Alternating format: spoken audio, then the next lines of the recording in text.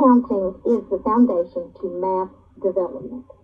In order to develop a strong understanding of adding, subtracting, or fair sharing, this is what we call operations, children need an abundance of counting experiences. Counting needs to become almost automatic. Hi, I'm Margaret Welch Fall, elementary education senior. My theme project lesson is counting to 10. The year-end kindergarten student is supposed to be able to count to 20. I chose this lesson as a beginning of the year first day assessment to understand the student's starting point for this year. This lesson will also help the students become familiar with the location of the lunchroom, the gym, recess exit door, and the library, as well as interacting with new classmates and having fun doing it. Here is a list of my student learning objectives. My main one, of course, is counting objects in a set without being able to touch them. Now, of course, I want them to enjoy this lesson, and I want them to have fun. I chose 10 Little Ducks, and it's an activity book. It has a dial on the inside of the book, so as you talk about the little ducks going away, it just kind of adds a little bit of excitement to the ducks disappearing. And this is also a perfect book to plant the seeds for early subtraction and addition skills. The materials that I am going to be needing, I'm going to use concrete props, visual aids, making instructions relatively short, giving the student a great deal of hands-on practice with skills that will serve as building blocks for more complex thinking and developmenting additional skills. My plan is to provide a wide range of experiences in order to build a foundation for concept learning and language. I will need to have access to the internet and YouTube for video songs, individual whiteboards, markers, erasers, crayons, and paper. I have a tally sheet for the students, and I also have an answer key for myself or for the teacher. Or I have rubber ducks to cut out. This can be used with real rubber ducks around the room. I just don't want the students to touch them. So I will cut out however many students I have, a duck for each one of them, and they will be hidden throughout the class. I will be passing out numbers on a stick randomly, so that no more than 2 students will have the same number. And this will be used for listening strategies. I am going to need a copy of the 10 Little Ducks by Airlie Anderson for this lesson. Before I start reading the story, I am going to warm the class up with one of my favorite songs, Rubber Ducky, You're the One. The listening activity turns on the student's brain to be listening to the story as they make sure they have the number to hold up and wave. The simple listening strategy nurtures students' comprehensive development because they are paying close attention to the text that is being shared. In time, this strategy will become second nature to the students and benefit them as they progress through school. The planned activity expands the students' knowledge of counting as well as having fun. Our main activity today is a duck hunt.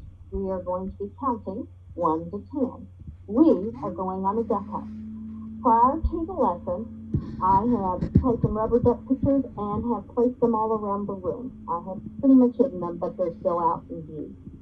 I'm going to tell the students that some ducks have waddled into the classroom and they are hiding all over the classroom. I'm going to explain that the object is for them to count. They're not to touch and count. And this will be the first time that they haven't been able to touch and move and count them. But we are going to look and count today. And nobody's supposed to be leaving their desk or from their carpet spot until I'm ready to tell them to go. And it is their job to find the duck. And I'm going to give them about 15 minutes to do this. But I want to see also if the kids can follow the rules. No running. This is not a race. No talking. You're not to help anyone else find the duck. No touching of the ducks. They need to be left for others to find as well. Once the students have had enough time to find all the ducks, record most of the ducks, announce that time is up, and have everyone return to their desk or their spot on the carpet. Now it's time to ask, how many ducks did you find? Now I'm going to discuss with the class methods of doing our tallying or counting, and how, after we discuss with the class their method, what as a class we think might be the best method in the future, what takes the less time and which gives us the information that is readily available for us faster. I'm sure that there are some who drew the ducks out, which probably took a little bit of time. Some used the tally marks, which was probably good because they had the lines there and could easily count them. I'm sure that there are probably some that did the numbers, which probably took a little bit more time. But there was no wrong or right method in tallying our ducks.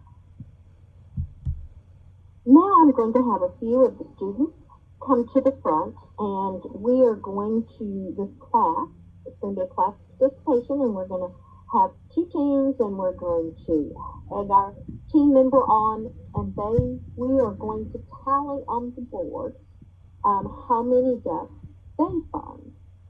And that way I can show the class how to use the line tally marks or use a dot as a score for a duck. Now I'm going to ask students one by one to go and get a duck that they have found. And I want them to come back to their designated spot, either on the carpet or at their desk, and I want them to tell the class where they found the duck. My duck was on the pencil sharpener. My duck was in the book bin. I want them to use in or on. This is a segue into a lesson at a later time on in and on and the differences. But I want each of the students to go through and get a duck. Now that all of the students have a duck in their hand, I want to tell the students to hold up their duck. And I want to ask if they know how many ducks there are altogether. Someone will realize, or I hope someone will realize, that each student is holding one duck, and that they are the same number of ducks per student. So this is a one-to-one correspondence. Now I would like for them to take the number that they have on a stick that they were using when they were using their listening skills. And I want them, with their crayon and paper, to draw that number out, and I want them to illustrate that with however many ducks is on their number. I do have some critical thinking questions for the class. Before reading, I would ask if anyone had ever been on a duck hunt, or if they know what our duck hunt is going to be about. During, I would stop and ask if anyone had ever lost anything and then later found it. Another question, oh no, Mama Duck has lost another baby duck. What do you think Mama Duck is going to do to find her baby? And then I have several different questions for after, and then of course how they would evaluate themselves on their activities. Next, I am going to have the students fill out a worksheet to count and tally. And once the students have finished with this, I do have a key in case I have a sub or someone else is doing the grading of what the tally should look like. And I am using this only as assessment for where the students are right now and how far our journey is going to be this year. I am going to finish up this particular part of the lesson by watching 10 Little Ducks video sing-along. This is very similar to a couple of the books that I've chosen to reinforce counting 1 to 10, but this is a fun way for all the kids as a group to sing along with their new peers. This is the first day of school. There are rubber ducks waiting in the lunchroom, PE, library, and the door to recess. Students are to come back from each activity, location, and discuss with the class how many ducks were waiting for them at each location. Now this is an activity that we will do all week, and the numbers will change. And it will be somewhere between 1 and 10. To support students who may be struggling with the learning skills to gain knowledge from this lesson, I will provide a supportive short video that introduces the numbers 1 to 5, then work up to 10. I feel that if students are not able to do basic counting, that small group or individual lesson videos will be very helpful for struggling students or ESL students because it will identify each number and build on numbers learned. I will provide small group instruction with my students on how to count groups, match numbers to quantity. Here is some additional books to support this theme about counting ducks 1 through 10. One duck board book is Can Two Fish Tails Go Swish Help? When 3 moose munches on spruce, be able to pull the unlucky duck out of the muck. And yes, there is one duck stuck in the muck. Then I have my superhero duck book, and it is in reference to superhero ducks 1 through 10 quacking away. It is an adventure book, which I thought would be a nice addition. And then I have Double the Duck. Double the Duck is a great story about teaching. It's a math start book about teaching how to double numbers. But right now we're just focused on counting. And then this would be a nice seed for adding and doubling. But it's hard work taking care of 5 ducks. But when each little duck comes home with a friend, oh no, now it's double the duck and double the work. I do have some additional books to support my counting theme. The 10 Little Rubber Ducks board book by Errol Carl is one of my favorite authors. I love his books because they're so beautifully illustrated, and this is a fun book about a captain shouting over that 10 little rubber ducks have fallen off of his cargo ship. So it's a nice adventure to try to find the ducks.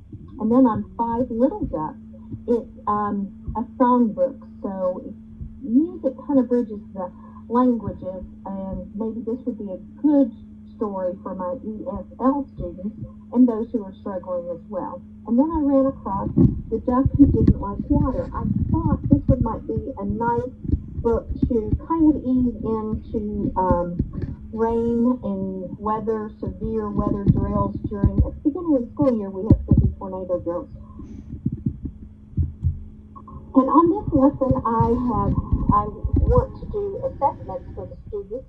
I will be doing formative, summative, and I also am going to do a teacher reflection on how I felt the students, how they felt and whether they were confident in doing this lesson, how I managed the classroom with this, what are my lessons learned.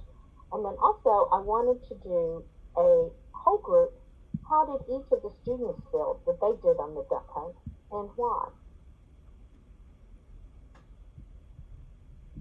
Counting activities should be intentional, purposeful, playful, and fun. For the teacher, learning how to include These activities in preschool and kindergarten classrooms throughout the day